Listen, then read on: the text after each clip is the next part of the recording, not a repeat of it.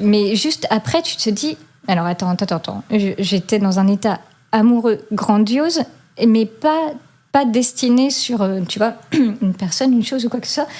Tu es dans un ressenti dingue, en fait.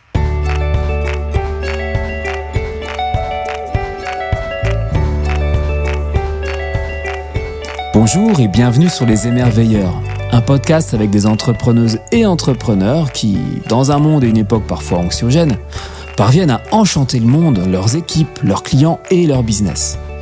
Je m'appelle Emmanuel Le Saint, je suis passionné par la magie humaine au quotidien. Je partage ici mes conversations avec des dirigeantes et des dirigeants qui m'expliquent comment ils font pour booster à la fois leur activité, la satisfaction de leurs clients et la motivation de leurs collaborateurs.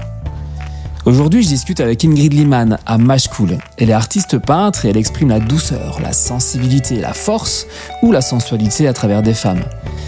Une de ses particularités, c'est qu'elle travaille avec la feuille d'or. Elle a exposé il y a 2 ans à la Galerie Glénat à Paris et aujourd'hui, ses œuvres se vendent un peu partout dans le monde. C'est un épisode vraiment spécial parce que Ingrid, elle aime bien rester dans l'ombre. Alors merci beaucoup Ingrid pour ce magnifique cadeau que tu nous fais en te livrant comme ça.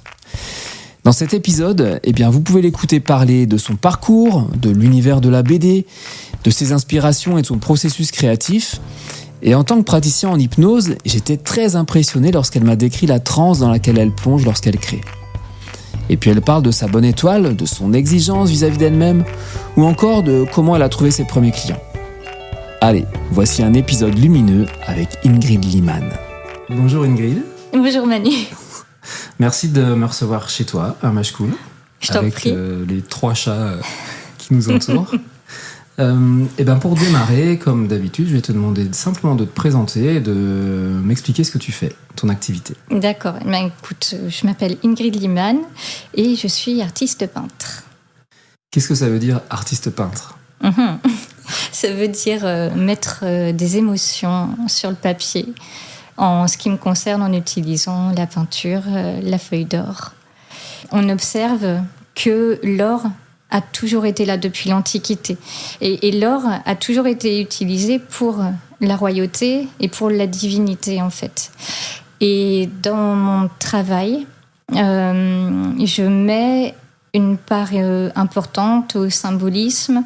Et voilà, en fait, c'est une manière pour moi de faire un pont entre mes créations et cette part, tu vois, divine, en fait. Et aussi, j'adore la lumière. C'est quelque chose qui me fascine. Je ne pourrais pas vivre dans un endroit sombre. Et l'or capte la lumière. Et ce qui est fascinant, c'est que selon où tu vas positionner la lumière sur l'œuvre, tu vas pouvoir mettre en évidence telle ou telle partie de l'œuvre, en fait. Et tu peux arriver à la couleur or, mais tu peux avoir des noirs ou des blancs à l'extrême, tu vois. Et ça, je trouve ça très joli. Et donc, tu crées des œuvres qui sont des œuvres uniques, qui sont ensuite soit commandées, soit achetées par des particuliers, en fait. Exactement. Donc, plus le temps passe, plus je crée et ensuite les personnes me contactent pour acheter. Donc, ça, c'est génial. C'est un peu le rêve. Signe. Voilà, exactement. Et puis vraiment, c'est le rêve parce que j'atteins une liberté absolue dans ma créativité. Et ça, c'est un cadeau. Tu vois, je crée des œuvres personnelles depuis 2018. Et mine de rien, même depuis ce temps-là, j'ai eu une liberté, tu vois, dans ma créativité. C'est-à-dire que les personnes me contactent. On établit ensemble un budget, tu vois, du coup une taille d'œuvre, ce qui va composer l'œuvre. Mais très très vite, on m'a dit, j'ai tel budget, donc on part sur les côtés techniques, si tu veux, mais faites ce que vous voulez. T'imagines la magie, vraiment, pour un artiste, c'est ok, je fais ce que je veux. Et là, tu es sûr d'arriver à exprimer quelque chose dans le lâcher prise parce que tu n'as pas de contraintes, en fait. C'est marrant, c'est une question que j'avais, justement. C'est je vrai. Me disais comment, à un moment, quand on te passe une commande, il y a d'un côté, toi, ton envie, ta créativité, ta source d'inspiration, et puis à un moment, tu vas avoir des critères en même temps pour la commande. Et donc là, ce que tu me dis, c'est que ça arrive très peu que quelqu'un t'impose quelque chose, c'est plutôt... C'est extrêmement rare. Voilà. Depuis que je fais ça, vraiment très très sérieusement, du coup, comme je te dis, exclusivement depuis 2018, je crois que c'est arrivé 2 fois que j'ai des contraintes. T'imagines ? C'est rien du tout. Mais je savoure, hein, vraiment. Alors par rapport à ça, je sais pas, en une année, tu fais combien d'œuvres ? Je sais pas si tu as un ordre d'idée de nombre de personnes qui te passent des commandes en une année. Il va y avoir des années avec une 30aine d'œuvres, tu vois. Comme ça, tu fais, c'est pas beaucoup, mais en fait, il faut savoir que j'utilise une technique de mise en couleur extrêmement longue. On pourrait croire en regardant mes œuvres que c'est de l'aquarelle, et pas du tout, en fait. Je travaille à l'acrylique avec des glacis, et en fait, je travaille avec une eau qui est à peine teintée de couleurs. Et ce qui fait que pour obtenir, quand on regarde mes œuvres, il faudra que je t'en montre en vrai un jour, mais il y a quand même une certaine saturation au bout d'un moment, et ça représente du coup une quantité astronomique. Tu vois, sur les peaux, la couleur chair d'un personnage, il peut y avoir 50 passages donc tu vois, c'est très long. Mais d'une année sur l'autre, c'est assez difficile. Puis ça va dépendre de la taille de mes œuvres, tu vois. Oui, effectivement, les plus petites œuvres que je fais vont me prendre 1 semaine, et d'autres vont prendre 1-2 mois de travail. Donc si elles sont plus grandes, tu vois. Et alors, est-ce que tu peux me parler un peu de ton parcours ? Comment t'es arrivé à faire ça ? T'as fait d'autres choses un petit peu avant ? Oui. Jusqu'à trouver vraiment à la fois cette technique et cet art, en fait, j'ai envie de dire, qui vraiment te parle et dans lequel tu t'exprimes complètement. Alors déjà, j'ai toujours dessiné depuis toute petite. Et du coup, c'était un petit peu évident que ma carrière serait liée de près ou de loin à l'art, tu vois. Et alors, j'ai fait l'école Pivot à Nantes, qui est une école d'art appliqué. Après, j'ai fait un parcours dans la bande dessinée, mais... honnêtement, c'était pas ma place, tu vois. C'était pour me rassurer. Le syndrome de l'imposteur, toujours. Je crois que je fais aujourd'hui ce que j'ai toujours voulu faire. Mais tu vois, il m'aura fallu de très nombreuses années avant de me sentir légitime pour le faire. Alors déjà, c'est légitime émotionnellement, et légitime parce que je suis très exigeante envers moi-même. Et je me suis mise à rêver de ça. Il y avait 2 galeries sur Paris que j'avais un petit peu repérées. Et je te promets, 15 jours après, un client, parce qu'il m'arrivait déjà de vendre des petites œuvres, mais j'en vivais pas, tu vois, me contacte en me disant « Je connais tel galeriste, je lui ai montré ton travail et elle aimerait te rencontrer ». Ça faisait 15 jours que je me disais oh, j'adorerais faire une expo. C'est vraiment magique, j'adore. Et j'ai rencontré du coup Diane Launier, qui est quelqu'un de très important pour moi. C'est une femme que j'apprécie énormément, qui tenait la galerie Art Ludique sur Paris. Et voilà, on a vraiment accroché humainement. C'est une personne magnifique. Elle a monté Art Ludique avec son mari, du coup. Ils font des expositions sublimes qui parcourent le monde. Non, vraiment, ils ont monté à la suite le musée Art Ludique. Et c'était le premier musée au monde sur les arts liés au dessin d'animation. C'est très ambitieux aussi. Mais tu vois, ce que j'aime chez eux, c'est qu'ils sont très ambitieux, parce que ce qu'ils font est ambitieux, tout simplement, mais ils sont terriblement humain. Et ce mélange de tout est possible, on peut parcourir le monde, mais on reste simple, humain et dans l'amour et dans le cœur. Moi, ces personnes-là me touchent infiniment. C'est exactement ce qu'il te fallait, du coup, pour cette première expo ? Exactement. Mais je ne l'ai pas faite avec Diane. Je ne l'ai pas faite avec Diane. Et je ne me sentais pas prête et pas légitime. Je me disais non. Je vais regarder mon travail avec objectivité, et non, je ne suis pas du tout encore au niveau pour, tu vois. C'est important pour moi de ne pas me mentir, de ne pas me trahir, et par respect aussi pour les personnes qui suivent mon travail, tu vois. Et voilà, et du coup, je suis partie dans la bande dessinée. Et c'était une expérience très intéressante, mais malheureusement, ou encore une fois heureusement, ça dépend du regard que tu poses dessus, mais c'est pas ma place. Si tu veux, la bande dessinée, c'est très intéressant pour un artiste, un dessinateur qui va avoir un regard cinématographique sur la vie.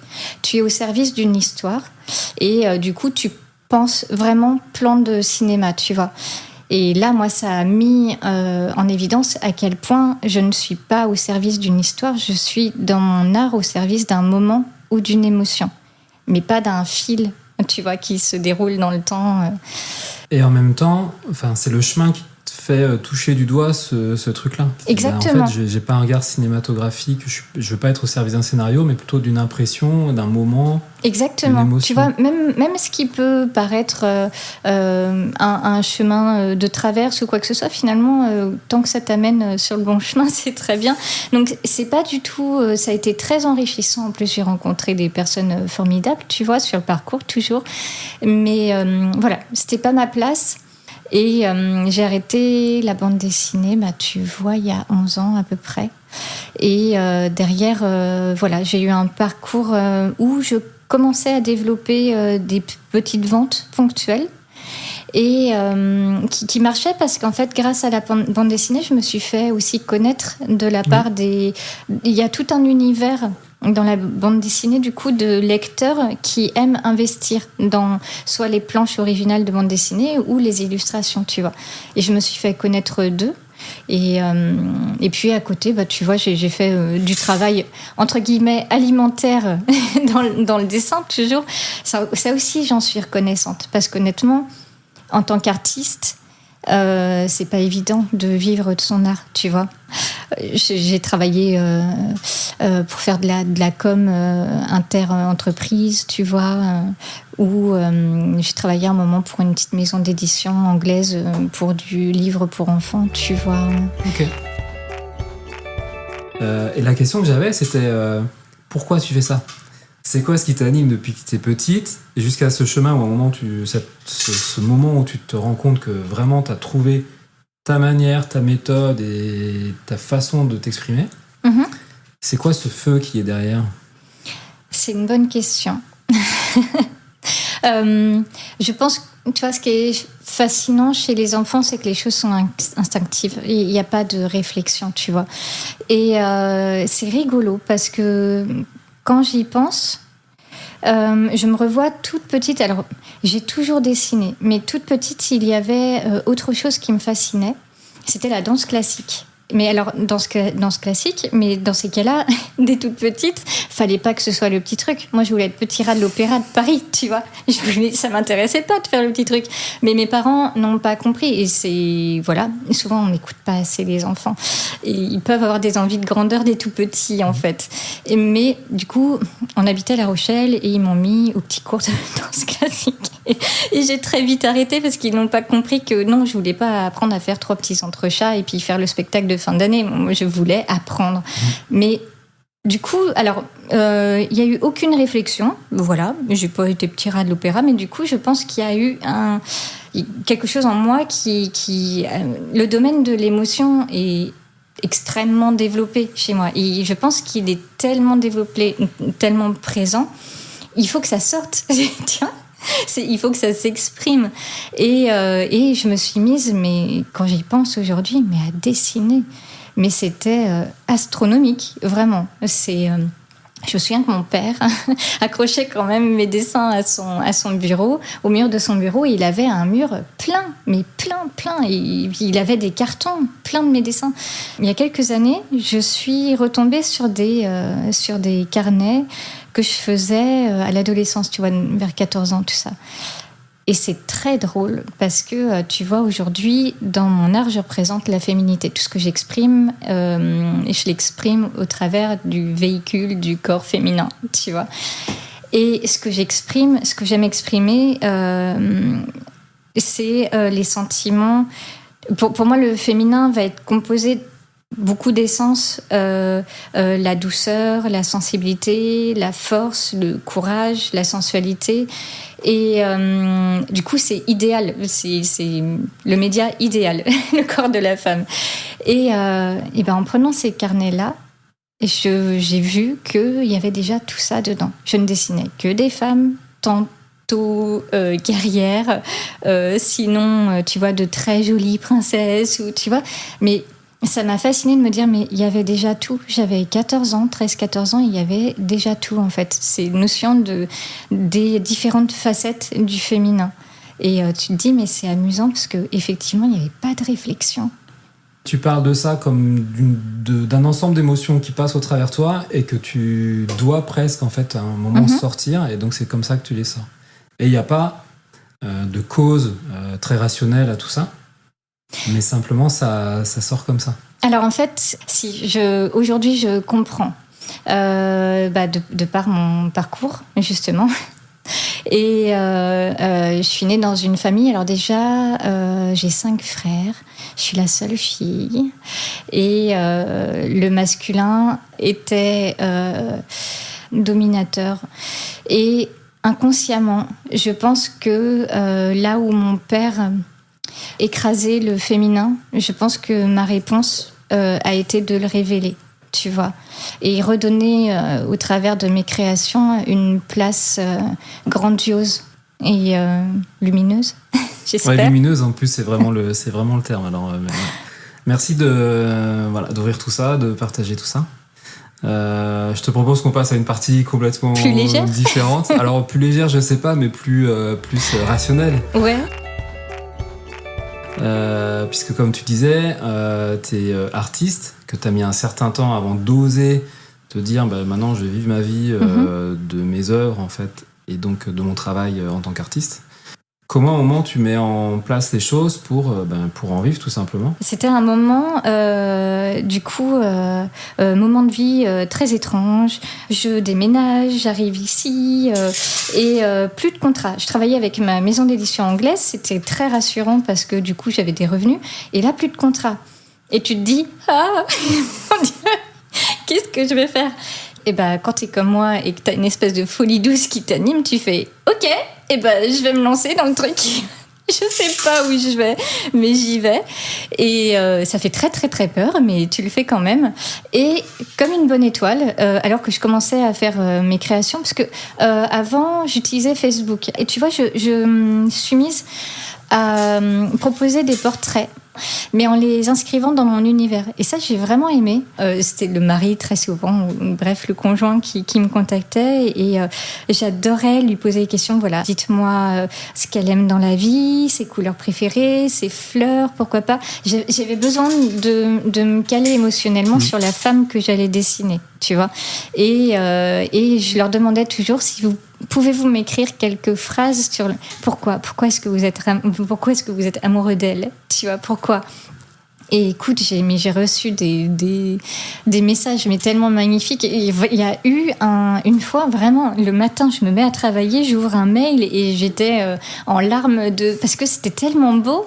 Et tu te dis, mais il y a des amours comme ça qui existent. Tu fais, c'est magnifique, vraiment. Il y a eu un monsieur qui écrivait depuis toujours des poèmes à sa femme. Mais c'est tellement joli, tu vois. Et ça, j'ai adoré. Et puis, un autre moment, du coup, il a fallu que ce soit plus régulier. Et là, c'est là que la petite étoile apparaît. Et c'est un ami dessinateur qui m'a fait « Hey, mais Ingrid, il y a un site sur lequel il y a des auteurs qui vendent leurs œuvres. C'est une galerie en ligne, ça s'appelle 2D Galerie. Et mais écoute, pourquoi tu ne mettrais pas tes œuvres dessus ?» Du coup, je le remercie énormément. François, merci. Car je ne connaissais pas du tout ce site. Et j'ai commencé. Je fais je vais en mettre 2, 3, je vais voir. Et c'est parti tout de suite. Et alors, du coup, t'en mets 2, 3 autres et ça part tout de suite. Et j'ai une chance pareille, dingue, qui fait que lorsque je crée une œuvre, elle se vend. J'ai très peu... il me reste des œuvres, tu vois, de mon expo, du coup, qui a eu lieu en 2021 à Paris. Mais il m'en reste très peu. Et voilà, je fais une œuvre, je la mets à disposition. Et c'est même pas au bout de 3 jours, c'est au bout de quelques heures. Ah oui, à ce point-là. Ouais. Toi, tu dis, je vais démarrer en mettant des choses sur Facebook et en proposant de dessiner des personnes toujours dans ton univers, donc en restant cohérente. Qu'à un moment, il y a donc un ami qui te propose d'aller rencontrer un public d'acheteurs d'œuvres sur cette galerie en ligne, en fait. Et que c'est là que ça prend son essor parce que tu deviens visible auprès des personnes qui vont être acheteuses de ça, qui ont vraiment ces envies-là. Et donc, c'est comme ça qu'après, tu as créé ta base de fans, on va dire. Exactement, ouais. Oui, parce qu'en plus, tu sais, très souvent, ce sont des personnes qui se connaissent entre elles, qui vont parler « Ah tiens, j'ai eu telle acquisition ». D'ailleurs, sur ce site-là, ils ont, s'ils veulent, la possibilité de mettre, eux, une galerie des œuvres qu'ils ont acquises, tu vois, ou des œuvres qu'ils aiment particulièrement. Et du coup, ça a permis une ouverture, tu vois. Ce qui fait que je ne suis jamais à la recherche de clients, tu vois. C'est ça aussi, c'est une chance. C'est une chance que tu es allé chercher aussi. Oui, fallait provoquer les choses. On est d'accord, ça tombe pas du ciel. Ouais. Et justement, ça fait quoi alors ça fait quoi d'avoir une communauté de personnes qui non seulement te suivent, mais en plus sont attentives à ce que tu fais et quand tu proposes quelque chose, vont être tout de suite à l'affût pour l'acquérir. Ouais. Il y a qu'un sentiment qui vient tout le temps et c'est très sincère, c'est la gratitude, vraiment. Toute cette sphère égotique de l'artiste qui veut voir son nombril et tout ça, je m'en contrefous. Mais alors d'une force, 2 choses m'animent, c'est le bonheur et ce que je ressens quand je crée. Parce que lorsque je crée, je suis dans un abandon mais absolu. Je suis plus sur terre du tout. Et c'est ça que je cherche à ressentir. Et c'est tellement puissant. Ça m'arrive d'en parler parce que de temps en temps, je parle quand même de mon travail, même si je suis très cachée dans ma grotte. Mais écoute, c'est fascinant. Mais je vais être sur ma table à dessin. T'es parti, ça fait des heures. Mon cerveau, je le mets de côté. Il n'est plus là. T'es en modifié de conscience, en fait. C'est une transe hypnotique, complètement. On est dedans, mais vraiment. Et je ne sais pas comment l'expliquer, mais je suis chargée d'un état amoureux. C'est étrange, je sais, c'est complètement étrange, mais je le ressens. Donc, mais juste après, tu te dis, alors attends, j'étais dans un état amoureux grandiose, mais pas destiné sur, tu vois, une personne, une chose ou quoi que ce soit. C'est juste l'état. Tu es dans un ressenti dingue, en fait. Où je me demandais aussi si au départ tu as la vision de ce que tu veux donner comme résultat ou est-ce que ça se crée au fur et à mesure? Alors, je réfléchis parce qu'il y a plusieurs processus. C'est extrêmement rare que l'image me vienne en premier, tu vois, vraiment très rare. Donc, je suis passionnée d'histoire. J'écoute énormément de documentaires parce que j'aimerais avoir plus de temps, mais à un moment les journées sont limitées, donc je travaille avec énormément de documentaires en fond. Je vais écouter du coup beaucoup d'histoires, de personnages extrêmement inspirants qui vont me permettre justement de travailler sur une dimension émotionnelle que je vais pouvoir traduire. Tu vois, par exemple, là, je pense à une œuvre que j'ai créée l'année dernière sur la sœur d'Alexandre le Grand,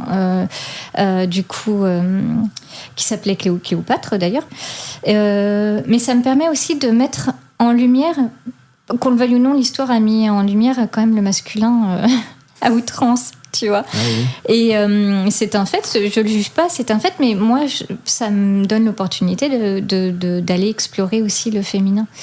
Et voilà. Et du coup, alors chouette, je me renseigne, j'entends parler d'un personnage, je vais faire des recherches sur le personnage, sa psychologie, sa vie, ce qu'on va en savoir. Et il y a une part forcément de fantasme, tu vois. Ah ouais, je le verrai comme ça. Tu vois, par exemple, il y a un courant artistique qui me fascine, c'est l'orientalisme. Mais la plupart des peintres orientalistes n'ont jamais mis les pieds du tout, tu vois, jamais. Et en fait, c'était vraiment ce fantasme d'un Orient qu'on leur contait, ou que les personnes qui en revenaient, enfin, tu vois, que ce soit dans les livres ou par les personnes. Et je trouve ça beau, en fait. Tu sais, on te raconte quelque chose. Et de toute manière, la vie est une interprétation. Tous, on interprète... on a tous nos filtres et voilà, mais ouais, c'est sur toutes les œuvres que j'ai créées depuis le début, si 5 fois en tout j'ai eu l'image avant de la créer, c'est vraiment un processus, tu vois. Il y a un personnage. Alors je regarde, tu vois, toujours avant, j'écoute de la musique, je regarde des photos, mais mon téléphone est saturé de photos, mais de tellement de choses, tu vois, d'architecture, de peinture, de chorégraphie, je me nourris de choses. Ouais, puis après l'inconscient fait le travail et va laisser s'agencer l'image au fur et à mesure. Exactement. Ce qui est important, c'est en ce qui me concerne, de laisser de côté le côté technique. Voilà, j'ai appris la technique à l'école Pivot, c'est très bien, c'était vraiment intensif, et maintenant, qu'est-ce que j'en fais ? Et ça me permet...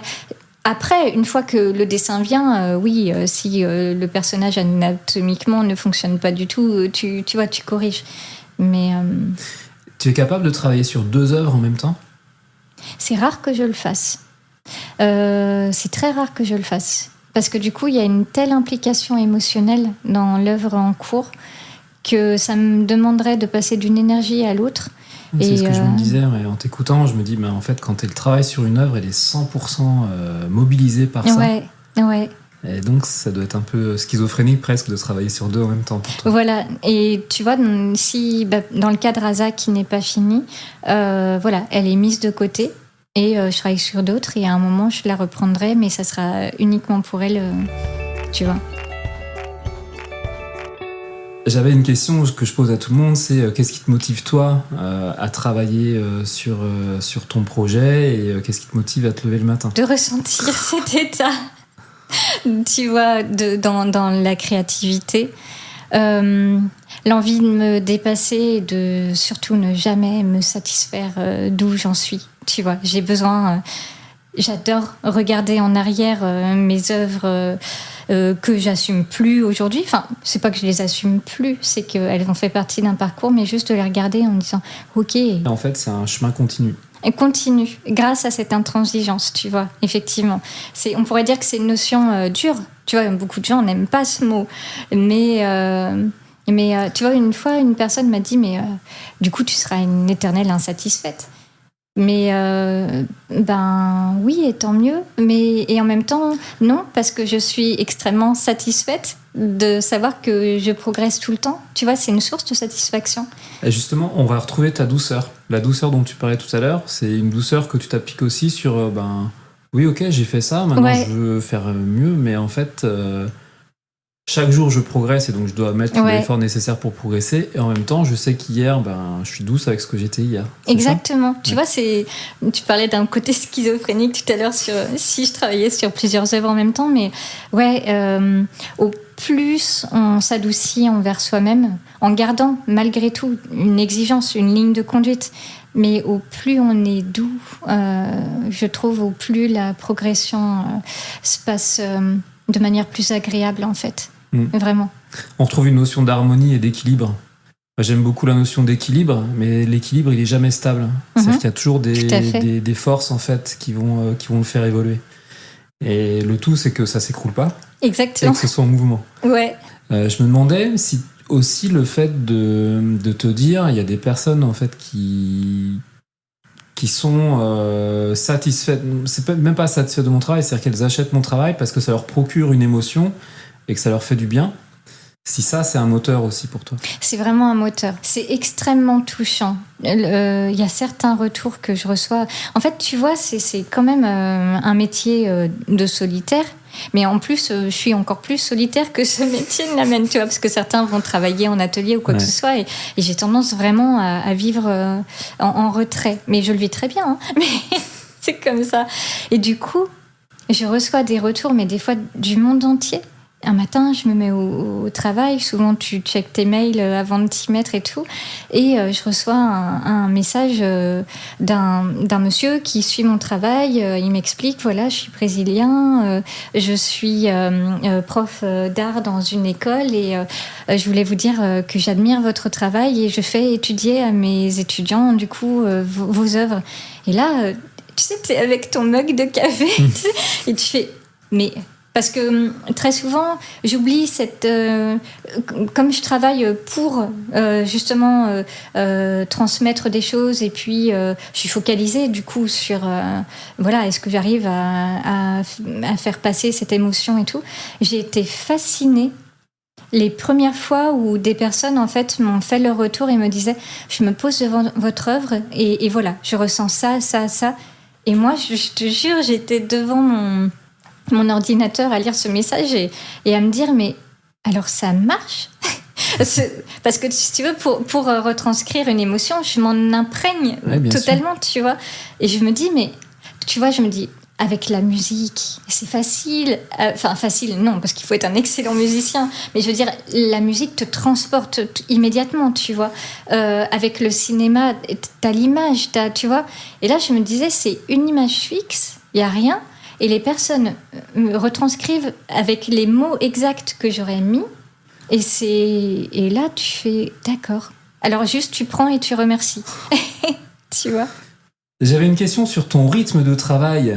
Dans ce que je comprends, tous les matins, tu te mets à ton bureau. Oui, parce qu'en fait, depuis que je suis maman...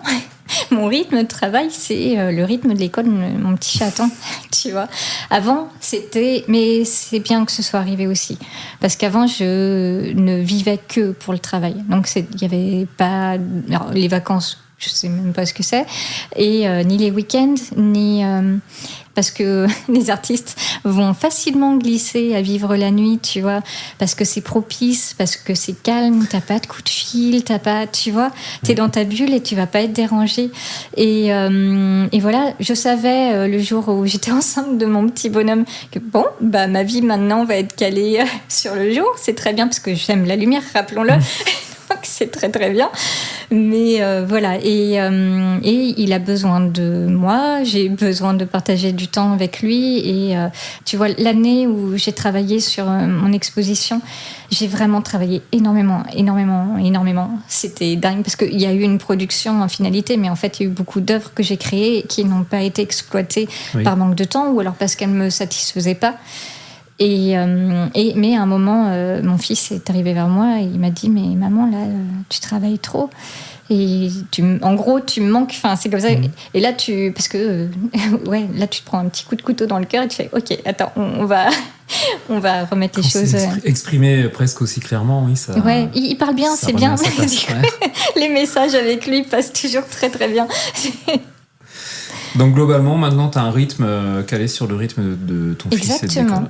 Ouais. Okay. Alors des fois c'est un peu frustrant, je l'avoue, mais dans ces cas-là, tu sais, j'ai toujours les réflexes de me dire ok, mais dans 10 ans il sera plus avec moi en fait. Donc être artiste fait partie de moi. Je ne me sentirais pas réalisée si j'exploitais pas ça. Mais être maman, c'est... Voilà, entre les deux, s'il y avait eu un choix à faire, ça aurait été être maman, tu vois, vraiment. C'est ça qui me rend la sensation d'être accomplie en tant que femme. C'est souvent... Je pense à ce dessin animé Saul, je sais pas si tu l'as vu. C'est un Pixar et il m'a fait énormément réfléchir. Tu suis un personnage qui est musicien, c'est un jazzman et tu sais, il fait des allers-retours avec le paradis. Oui. Et j'ai adoré ce moment, c'est parce que ça m'a tellement parlé en fait, où lui toute sa vie c'est la musique et s'il n'y arrive pas, s'il ne perce pas, ça va être une catastrophe en fait. Et il y a un moment, une scène il me semble bien où est-ce que c'est suite à une chute, je ne sais plus, mais il se retrouve en fait, je sais pas, il y a des feuilles d'automne qui tombent au sol et tout, et là il réalise mais ok, c'est super s'il se réalise en tant qu'artiste et tout, c'est génial, on est là pour faire quelque chose de notre vie, tu vois, et c'est super de vouloir aller le plus loin possible, mais on est là surtout pour aimer et pour ressentir en fait. Ça m'avait tellement parlé, vraiment. Qu'est-ce que tu fais pour te ressourcer, prendre soin de toi, si t'en as besoin ? après une journée de solitude, je vais prendre un moment de sur-solitude. J'ai besoin d'une petite bulle où, si tu veux, comme je pars tellement loin, c'est comme s'il y avait des petits bouts de moi qui étaient partis un petit peu partout. Et j'ai besoin d'un... récupères tout le monde. Voilà, exactement. Hop, toi, tu viens là. Donc, tu vois, c'est pas très longtemps, hein, mais il me faut un petit sas, tu vois. Mais sinon, ce qui me ressource dans la vie et ce qui m'apporte de l'énergie, il y a plusieurs choses. J'ai besoin énormément d'être stimulée intellectuellement, mais vraiment. Donc, d'où le fait de toujours être en train d'apprendre des choses sur l'histoire ou quoi que ce soit. C'est la stimulation intellectuelle et le fait de m'enrichir, c'est... ça, je sais pas, ça fait vibrer des choses en moi. Ah ouais, mais ça, mais du coup, ah mais c'est super, tu vois. Et en fait, si tu veux, pour me ressourcer, vu que je passe des heures dans d'autres sphères, tout ce qui va me réancrer quelque part... donc là, je te parle d'une sphère intellectuelle. Quelque chose de très important pour moi, c'est d'être en communication avec des personnes qui sont un peu dans ce côté... très ambitieux, tu vois, toujours dans le sens noble du terme en fait, et du coup tu es en communication avec des personnes qui se mettent aucune limite dans la vie, et je sais pas, je trouve que ça te nourrit. Tu fais ah mais c'est génial, ah mais toi tu veux ça, et du coup tu sais, tu t'encourages. Alors c'est étonnant comme manière de dire ça me ressource, mais oui, ça, en tout cas, ça me nourrit énergétiquement. Et on va terminer avec 2 questions. Mm-hmm. La première, c'est quelle personne ou quel personnage t'inspire ? Eh bien, c'est Alexandre le Grand. Tu vois, on fait le petit parallèle avec ma vie privée et le prénom de mon fils, peut-être. Peut-être. Ce personnage-là m'a toujours fascinée. Et alors, c'est quoi la raison ou les raisons qui font que... Son esprit de conquête. Le côté, on ne se met pas de limite, on le voit grand. Et ce personnage était hautement fascinant, extrêmement cultivé. C'est quelqu'un... il a réussi à mener à terme son projet grâce aussi à ses amis qui étaient très importants pour lui, qu'il a eu dès l'enfance. Et la démesure du personnage, tu vois. Dernière question, as-tu un leitmotiv ou une citation qui te guide au quotidien ? Oui, j'en ai une, mais pareil, tout se rejoint. Celle-ci, tu vois, elle me guide depuis au moins 2 décennies, et pendant très longtemps, elle était affichée dans mon bureau en face de moi. On la doit à Oscar Wilde. Il faut toujours viser la lune, car même en cas d'échec, on atterrit dans les étoiles. Merci beaucoup Ingrid. Merci à toi. Où est-ce qu'on peut voir ton travail ? Eh bien, alors, sur Instagram, de prime abord, car mon site est en construction. Donc sur Instagram... On cherche Ingrid Liman. Il me semble qu'il y a un tiret entre les deux. Ingrid-du-bas Liman, Liman. Je mettrai les liens, t'inquiète. Ouais, c'est vrai. Tu fais ça bien. Je te remercie. Merci beaucoup. Je t'en prie. À bientôt. À bientôt.